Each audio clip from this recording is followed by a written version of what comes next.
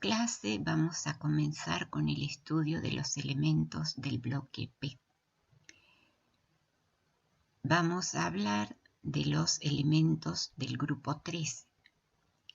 Como vamos a ver en esta clase, los elementos del grupo 13 no tienen una propiedad que los caracterice, como en el caso de los metales alcalinos o de los metales alcalino-térreos.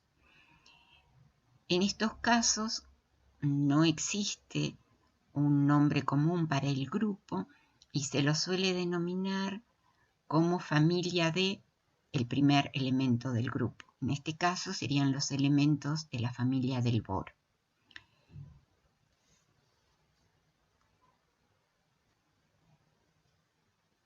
Esa variación en las propiedades de los elementos tiene que ver con su ubicación en la tabla periódica. Los elementos están en el bloque P. Los dos primeros elementos están después de los elementos del bloque S que estudiamos las clases pasadas. En cambio, el tercer elemento de la familia aparece después de completarse la primera serie de transición. Y en el caso de los últimos elementos aparecen después de completarse también los orbitales F. Si miramos esta foto, vemos que los últimos elementos son metálicos. La configuración electrónica de estos elementos, que forman parte del bloque P, tienen que pensar ustedes que ahora tienen que incorporar orbitales P en la configuración. Por lo tanto, la configuración electrónica es NS2NP1. El primer elemento es el boro, que tiene una configuración electrónica, capa de valencia 2S2, 2P1. El próximo elemento, este es conocido, todos tienen en la casa, seguro que tienen algo de este elemento, que es el aluminio. Y el aluminio tiene una configuración en la capa de valencia de 3S2, 3P1. El próximo elemento, que es este, fíjense, es un poco extraña esta foto porque hay una parte que está sólida y otra parte parece que está líquida. Después vamos a ver que tiene que ver con las propiedades físicas del elemento y este elemento es el galio. Para el galio la configuración de la capa de valencia es 4S2, 4P1. El próximo elemento es el indio. La configuración de la capa de valencia 5S2, 5P1. Y el último elemento que tiene al menos un isótopo estable es el talio. Y en el caso del talio ahora la configuración electrónica es 6S2, 6P1. Y en el grupo hay un elemento más que ha sido reconocido por IUPAC recientemente, que es el ñoño. El ñoño se llama así porque fue descubierto en Japón, pero del ñoño nosotros no vamos a hablar porque el isótopo más estable tiene un tiempo de vida medio de 20 segundos y solamente se han logrado sintetizar unos pocos átomos. Así que no se sabe nada de las propiedades químicas del elemento. En esta figura vemos los elementos más abundantes de la corteza terrestre y vemos que el tercer elemento en abundancia en la corteza terrestre es el aluminio. En la corteza terrestre hay aproximadamente un 8% de aluminio. Es el metal más abundante. Acá vemos la abundancia de los elementos en partes por billón en la corteza terrestre. Ninguno de estos elementos existe libre en la naturaleza. El boro es el segundo en abundancia, el aluminio, que dijimos que era el metal entonces más abundante en la corteza terrestre. Después el galio y el talio son menos abundantes y el que tiene menos abundancia es el indio. Esta poca abundancia del indio tiene importantes consecuencias tecnológicas.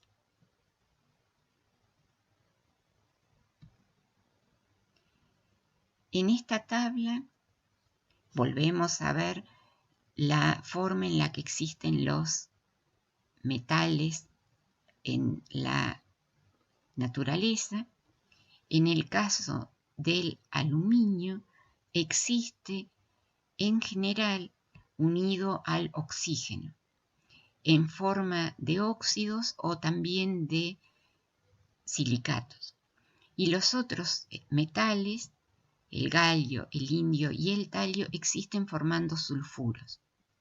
El boro no está en esta tabla que habla de metales, y esto más la foto que vimos al inicio de la clase ya nos puede ir sugiriendo las propiedades que tiene el boro. Ahora vamos a ver brevemente cómo se pueden extraer de acuerdo a los minerales que existen en la naturaleza. El boro existe formando boratos, como por ejemplo el bórax o la kernita. Fíjense, son todos tetraboratos. En la Argentina hay en el norte del país boratos. Boras Argentina es una empresa de larga data que produce minerales y productos químicos del boro, con un volumen global de ventas de $18.900.000 estadounidenses en 2016. Es una de las pocas empresas productoras de boratos de calidad en todo el mundo. Esto que está acá es una foto del bórax. ¿Cómo se pueden obtener? Lo primero que se hace es convertir a los boratos en esto que está acá, que es el ácido bórico. Después vamos a ver que está escrito de esta manera, pero es un ácido, es el ácido bórico. Este ácido bórico se lo convierte en óxido y después el óxido es reducido con magnesio. El aluminio se obtiene principalmente de un óxido hidratado que se llama bauxita. Y el proceso por el cual se obtiene es una electrólisis en presencia de criolita, después vamos a ver por qué, y también cada vez en mayor cantidad se obtiene por reciclado. Ahora vamos a ver brevemente cómo es el proceso de obtención de aluminio. Esto que está acá es una foto de el óxido de aluminio. El óxido de aluminio es lo que se necesita para hacer una electrólisis y obtener aluminio. El problema es que en la naturaleza lo que existe es la bauxita. Y la bauxita es un mineral, fíjense ustedes la diferencia, que es de color rojizo y tiene menos de la mitad de aluminio, o sea, aproximadamente un 45% de la bauxita es aluminio. El resto es óxido de hierro, que es lo que le da ese color rojizo, además de dióxido de silicio y dióxido de titanio. La purificación de bauxita tiene lugar empleando el proceso Bayer. Vamos a ver brevemente en qué consiste. Estas impurezas en realidad son difíciles de extraer, por eso a la bauxita se la trata con soda cáustica, o sea, con hidróxido de sodio, una solución de hidróxido de sodio en caliente y a presión, y de esa manera se forma el hidróxido de aluminio acuoso y precipita el resto de las impurezas, principalmente de hierro, y es lo que se conoce como barro rojo. Una vez que se logró separar el aluminio de las impurezas, que las impurezas precipitaron y el aluminio ha quedado en solución, lo que hay que hacer ahora es precipitarlo. Para precipitar el hidróxido de aluminio, lo que se hace es sembrarlo con óxido de aluminio. De esa manera precipita ahora el hidróxido y después se calcina a 1000 grados centígrados y ahora sí se obtiene el óxido de aluminio, que es enviado a los lugares donde tiene lugar la obtención de aluminio por electrólisis. Generalmente, el proceso Bayer tiene lugar en el lugar donde existe bauxita por una cuestión de costos y no estar acarreando todas las impurezas que nos sirven para obtener aluminio. Y lo que se hace es trasladar ya el óxido de aluminio apto para la electrólisis. ¿Cuál es el problema de estos barros rojos? Que se acumulan grandes cantidades de desechos y se acumulan en piletas. Esto que se ve acá son fotos de una catástrofe ecológica que tuvo lugar en Hungría en el año 2010. Se rompieron unas de estas piletas y hubo un derrame de 1 millón de metros cúbicos de barro rojo que taparon en total 40 kilómetros cuadrados. Hubo 10 fallecidos, 150 heridos y fíjense los daños materiales. ¿Esto por qué se los muestro? Nosotros cuando vemos procesos y vemos reacciones, parece cosa sencilla, nada es tan fácil en la vida real. Una vez que se tiene ahora el óxido de aluminio, se obtiene el aluminio por el proceso Hall.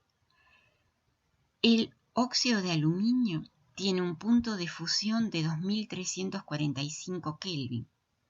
Es un punto de fusión muy elevado. Para fundirlo se requiere una gran cantidad de energía. Por eso lo que se hace es mezclar al óxido de aluminio con criolita, que es un hexafluoruro de aluminio y sodio. Y en esas condiciones se puede hacer una electrólisis a 1220 Kelvin. La reacción es sencilla. En el ánodo el oxígeno se oxida y se forma oxígeno gaseoso y el catión aluminio se reduce y se obtiene aluminio. Por la temperatura de operación, este aluminio está líquido. O sea que la reacción total es el óxido de aluminio que forma aluminio líquido más oxígeno. Este oxígeno se lo hace reaccionar con los ánodos que son de carbono y se forma monóxido de carbono y después finalmente dióxido de carbono. En los libros lo que se ve es un esquema de la celda, o sea, los electrodos de grafito, el aluminio fundido que se separa y el aluminio, el óxido de aluminio disuelto en criolita. Esto es lo que se observa en los libros. Esto es una foto de la planta de Aluar, que está, tal vez la conozcan, está en Puerto Madryn. En este momento estamos en una de las naves de electrólisis que tiene Aluar en la ciudad de Puerto Madryn, el lugar donde se produce el aluminio a partir del fenómeno de la electrólisis. La electrólisis es un fenómeno por el cual, utilizando el paso de una corriente continua, producimos las transformaciones electroquímicas necesarias para producir el aluminio. Esta es una de las 8 naves que tiene Aluar en Puerto Madryn, donde hay 784 unidades productivas que llamamos cubas. Producimos todos los días, en forma continua, los 365 días del año, 1.200 toneladas de aluminio por día. La cuba la podemos pensar como una piscina de 13 metros de largo, 3 metros y medio de ancho y 1,5 metros aproximadamente de profundidad, que está revestida de materiales carbonosos, ladrillos refractarios y ladrillos aislantes. En el interior de la cuba hay un elemento líquido que nosotros llamamos criolita, que se encuentra a 960 grados centígrados, que es la temperatura de operación normal para la producción de aluminio. Esa criolita tiene la particularidad o la propiedad de disolver la alúmina, que es una de las materias primas principales de este proceso. La alúmina es un elemento, es una molécula que llega de Brasil, del norte de Brasil o de Australia, proveniente en barcos, que se almacena en los grandes hilos que podemos ver desde la ruta. La obtención de la alúmina se hace en el país de origen a través de un proceso Bayer de procesamiento de bauxita, que es un elemento que está en la corteza terrestre en una gran proporción. El 7% de la corteza terrestre es bauxita. Una vez que la alúmina se encuentra disuelta en el baño, es importante destacar que para que se genere la electrólisis, la materia prima tiene que estar disuelta o fundida en estado líquido. Una vez que la alúmina se encuentra disuelta en este baño criolítico, el paso de la corriente lo que genera es la disociación de esa molécula en los iones aluminio y oxígeno. Una vez que está disociado en esos dos iones, el aluminio se deposita en el fondo de la cuba, en la zona del cátodo, mientras que el oxígeno se desplaza hacia la zona de los ánodos para reaccionar con él y generar dióxido de carbono. El aluminio metálico producido y que queda dentro de esta piscina es retirado regularmente cada 32 horas de cada una de las unidades productivas y es enviado a fundición para la próxima etapa de producción.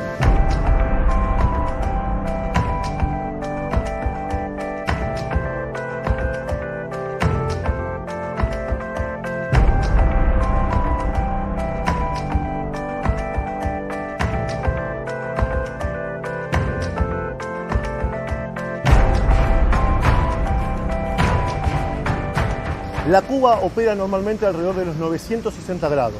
Tanto el aluminio, los ánodos, como todo el material que se encuentra dentro de la cuba se encuentra a esa temperatura de operación. A esa temperatura se lleva específicamente por la electricidad, por un efecto que se llama efecto Joule, que es el paso de la corriente por un medio resistivo genera calor.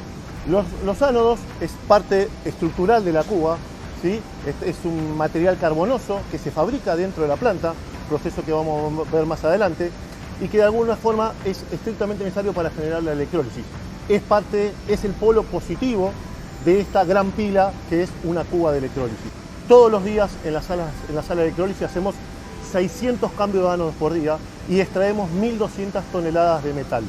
Todo eso lo hacemos mediante tecnología de última generación, como lo fue en los puentes grúas que vimos, y con operarios calificados y entrenados para hacer la tarea. Permanentemente todos los días cambiamos 600 ánodos en todas las cubas que tenemos en operación, que son 784 cubas. La temperatura de operación de la cuba dijimos que era 960 grados y el aluminio sale líquido, es sacado de la cuba mediante un proceso de vacío en una cuchara o en un recipiente de gran tamaño, aproximadamente 6 toneladas, de alguna forma es succionado ese aluminio desde el fondo de la pileta y es enviado a través de un tractor que tira de dos de estas cucharas grandes hacia los distintos clientes, tanto internos como externos, fundición, DEPSE, pero también tenemos hace un par de años un cliente externo como es Exal, que recibe nuestro aluminio diario. Eso parece lava de volcanes, lo más cercano posiblemente que estemos a una situación similar con un mínimo riesgo. Eso es precisamente la criolita, es la criolita que está a 960 grados. Ese borboteo que vemos permanentemente en ese líquido es el dióxido de carbono que se genera sobre la superficie de los ánodos que han quedado. Debajo de ese baño criolítico está el aluminio, obviamente no lo vemos, el aluminio que se va produciendo permanentemente y que es retirado cada 32 horas de esa cuba. Es muy importante que toda la zona del interior de la cuba esté en las mejores condiciones sin ningún obstáculo para la circulación de corriente. Cuando uno genera y hace el cambio de ánodo, parte del material que cubre el cambio de ánodo cae esa zona del baño criolítico y del aluminio y es necesario retirarlo. Para eso usamos una herramienta que se llama almeja o Pac-Man, porque simula el Pac-Man de un viejo juego electrónico, que es retirada para de alguna forma dejar limpio la zona de producción de aluminio para optimizar la eficiencia de la cuba. Si la cuba quedaría sucia con todos esos cajotes, la producción sería menor y la eficiencia sería baja.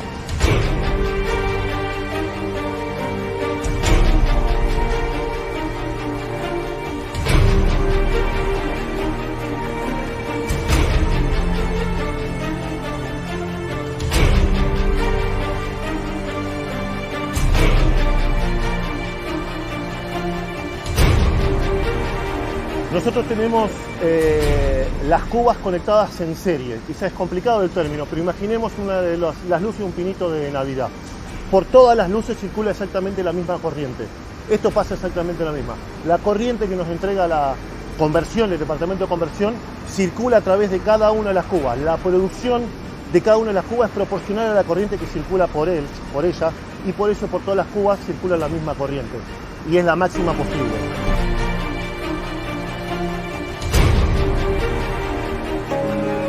La producción de aluminio genera gases fluorados que son permanentemente aspirados y enviados a las plantas de tratamiento de humos que tiene Aluar. Aluar tiene 8 plantas de tratamiento de humo en las zonas de electrólisis.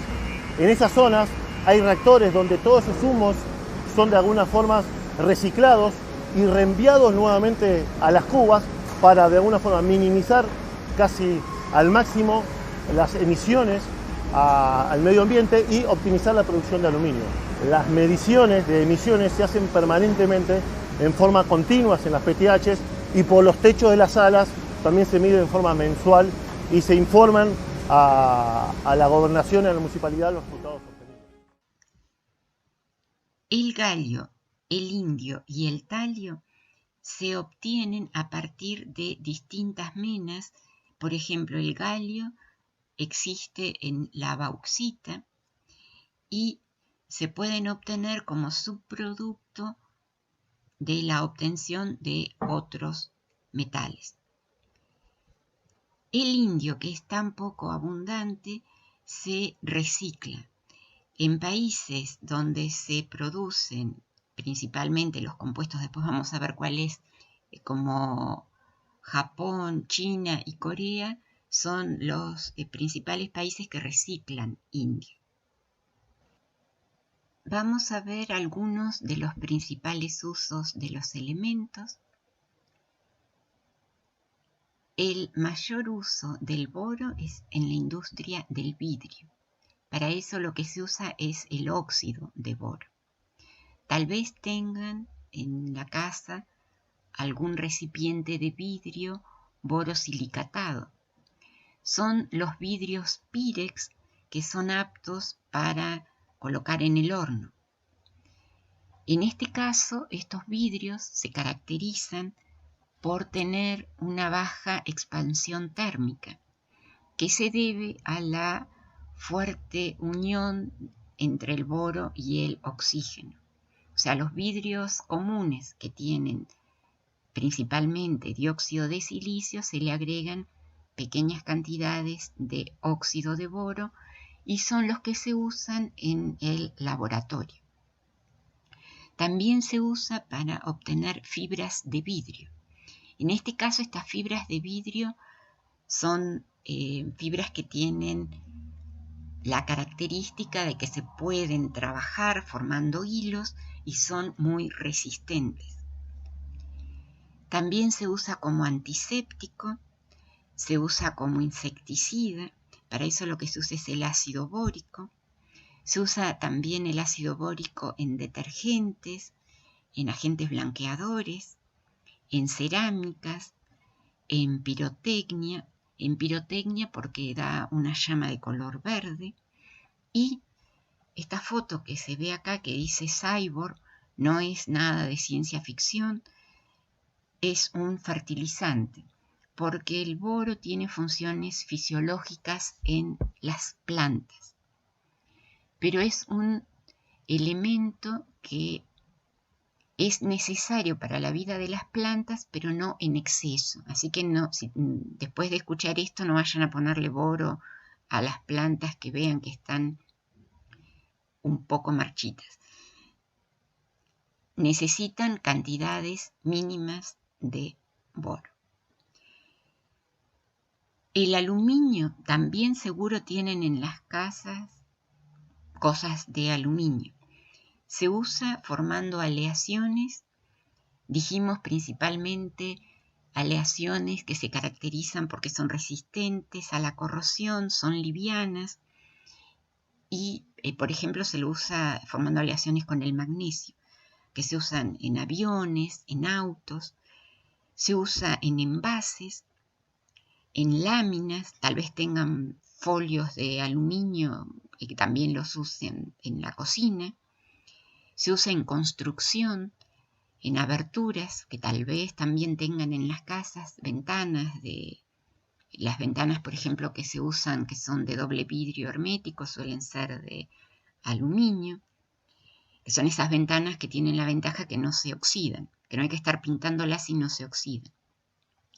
Se usa en materiales eléctricos porque el aluminio es conductor. Se usa en tratamientos de aguas, para eso se usa el hidróxido de aluminio. Se usa en antitranspirantes, para eso se usa el cloruro de aluminio. En antiácidos, el hidróxido de aluminio. Después se usa en joyería, porque hay una piedra que es el corindón, es un óxido de aluminio, es muy duro y tiene calidad de gema. Después vamos a ver cuando está impurificada con cromo o con titanio. Después se usa como abrasivo, en el caso del esmeril, que se usa por ejemplo en las lijas. Se usa también en mordientes para fijar pigmentos. En el caso de los mordientes, después vamos a ver, son alumbres. Y se usa en cromatografía en el laboratorio, tal vez usen en el futuro aluminio, que es el óxido de aluminio, lo que se usa en cromatografía. En cuanto a los usos del galio, es muy interesante cómo han ido creciendo sus usos. Miren en este gráfico, durante mucho tiempo la producción mundial de galio era baja, hasta el año más o menos 2010, y se usaba sobre todo en termómetros de alta temperatura y en aleaciones. Después vamos a ver cuáles. Y a partir del año 2010 comenzó a crecer rápidamente la producción mundial de galio. Y esto se debe a que se usa en la industria electrónica y en la industria de iluminación. En la industria electrónica lo que se usa principalmente es el arseniuro de galio, y en el caso de los diodos emisores de luz son los LEDs. Por ejemplo, en esta foto vemos los LEDs azules, son de nitruro de galio.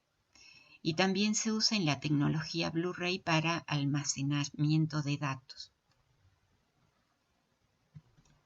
El indio que vimos es poco abundante en la corteza terrestre, tiene muchas aplicaciones en la industria electrónica. Además, también se usa en la fabricación de LEDs, o sea, los diodos emisores de luz. Todos ustedes seguro que tienen algo con indio en la casa, porque es el que se usa en las pantallas, por ejemplo, en las pantallas táctiles de los teléfonos celulares, de las tablets. Y estas pantallas tienen un óxido conductor, es una pequeña capa que está depositada sobre el vidrio del dispositivo, y estas pantallas tienen hito. El hito es un óxido de indio y de estaño. Se llama así por las siglas en inglés, porque estaño en inglés es tin. También se usa, además de en las pantallas, por ejemplo, en el recubrimiento de satélites. Es que se ve acá que parece, no sé, como un folio dorado, eso es todo hito. Además se usa en espejos combinados con galio y en los dispositivos de seguridad de rociadores que son para evitar incendios. Son esos rociadores que tendría que haber en todos los edificios públicos donde hay mucha gente y que tienen la característica de que cuando aumenta la temperatura, como tienen un bajo punto de fusión, se funden y se libera agua en el lugar donde hay fuego. El talio es tóxico. Por esa razón anteriormente se usó como raticida y actualmente se ha dejado de usar por su toxicidad. Pero es un veneno que tal vez ustedes hayan leído sobre él en alguna novela, sobre todo en alguna novela policial. Se usa en semiconductores y en medicina nuclear se usa un isótopo de talio que tiene un tiempo de vida medio de 12 días. ¿Por qué se puede usar? Por un lado, porque es para el tratamiento de cáncer y por otro lado, porque se usan pequeñas cantidades.